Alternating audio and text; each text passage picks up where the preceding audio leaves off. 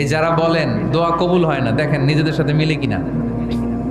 এই 5টা শর্ত যদি পাওয়া যায়, মুহূর্তেই আপনার দোয়া আরশে যে নক করবে। 1 নাম্বার শর্ত আকলুল হালাল, হালাল খাওয়া। 2 নাম্বার শর্ত দোয়াটা করতে হবে একজনের কাছে, তিনি কে? চাইতে হবে একজনের কাছে, তিনি কে? 3 নাম্বার ইয়াকিন থাকতে হবে যে আমার দোয়াটা কবুল হচ্ছে।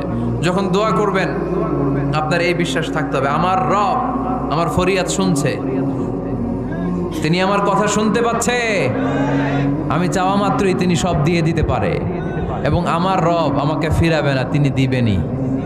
4 নাম্বার শর্ত আসসালাতু আলা রাসূলিল্লাহ, আল্লাহর হাবিব সাল্লাল্লাহু আলাইহি ওয়াসাল্লামের উপর দুরূদ পড়া।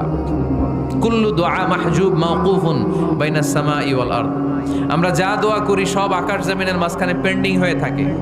মা লাম ইউসাল্লা আলাইহি, আল্লাহর হাবিব বললেন যতক্ষণ না আমার উপর দুরূদ শরীফ পড়া হয়। 5 নাম্বার সর্বশেষ শর্ত হলো